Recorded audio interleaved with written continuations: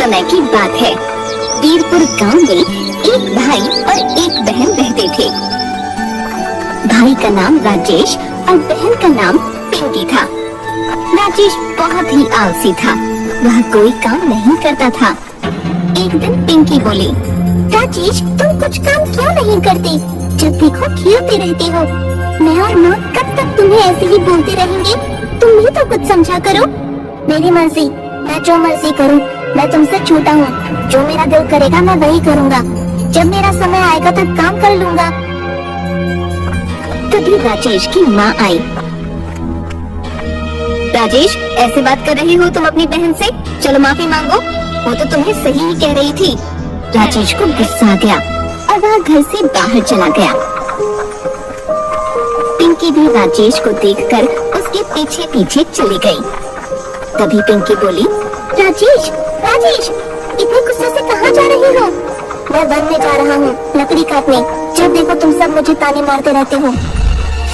और इसी तरह पिंकी राजेश का पीछा करते करते वन में पहुँच गई।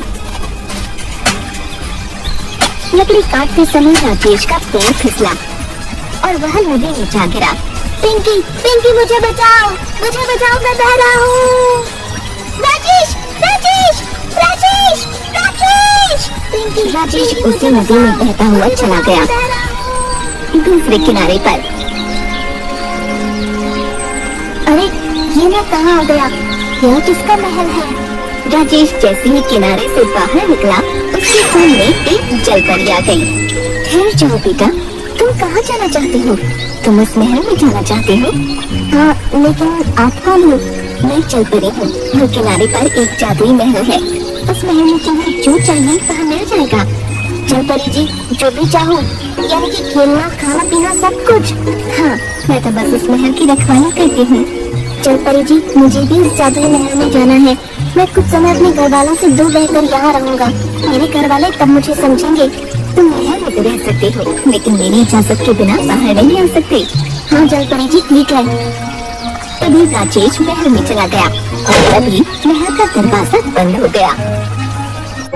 कितना सुंदर और बड़ा महल है। अब तो मैं बड़े मजे से रहूंगा, खाऊंगा और पीऊंगा। तभी राजेश महल से बोला, जादुई महल, चलो मुझे सोना है। एक सुंदर सा पलंग दे दीजिए।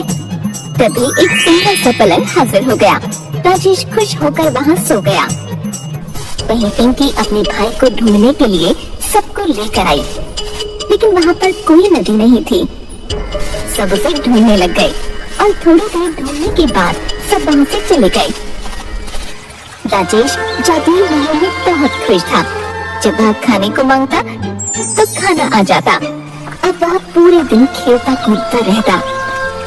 राजेश कुछ दिन तक तो खुश था, लेकिन फिर उदास रहने लगा। उसे घर की और माँ की याद सताने लगी और एक दिन उसने खुद से कहा, मुझे सबकी याद आ रही है। मैं इतने दिनों से यहाँ हूँ, सब बहुत परेशान हो रहे होंगे, मुझे जाना चाहिए। तभी राजेश महल से बाहर निकलने लगा तो उसे सूर का झटका लगा और बहुत दूर जाकर गिरा। राजेश रोते रोते बोला, मुझे जाना है, मैं यहाँ नहीं रह सकता, मुझे जाने दो, मुझे जाने दो। महल बोला, अब तुम यहीं रहोगे, जब जलपरी का आदेश आएगा तभी तुम जा सकोगे। राजेश जोर जोर से जलपरी को आवाज देने लगा।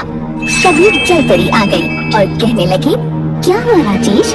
जलपरी जी, मुझे यहाँ नहीं रहना है, मुझे घर जाना है। लेकिन तुम ही तो चाहते थे कि तुम ऐशो आराम से रहो। नहीं नहीं, मुझे बस अपने परिवार के पास जाना है। मैं अब सब काम करूँगा, अपने घर वालों को शिकायत का मौका नहीं दूंगा। तभी जलपरी ने उसकी बात मानी और जादुई महल से उसे आजाद कर दिया। राजेश दौड़ते हुए अपने घर पहुंचा। वहाँ सब आराम से अपना काम कर रहे थे। अरे राजेश, क्या हुआ? तुम तो अभी अभी बन गए थे ना? लकड़ी काटने मैं भी तुम्हारे साथ ही थी, लेकिन तुम दिखे ही नहीं तो मैं वापस आ गई। राजेश सोचने लगा, मैं तो काफी दिन से घर से बाहर था, जादुई महल में था, लेकिन पिंकी ऐसा क्यों बोल रही है कि मैं अभी गया था? राजेश को पता चला कि वह जब तक जादुई महल में था समय वहीं रुका हुआ था। पिंकी सब कुछ भूल चुकी थी, इसलिए किसी को पता नहीं चला यह सब जादुई महल का जादू है, यह सिर्फ राजेश ही जानता है। अगली सुबह जल्दी उठकर राजेश बाहर वन में लकड़ी काटने चला गया।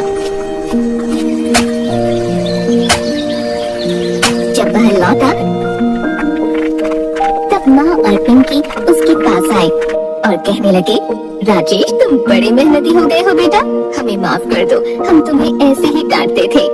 नहीं माँ, अब मुझे समझ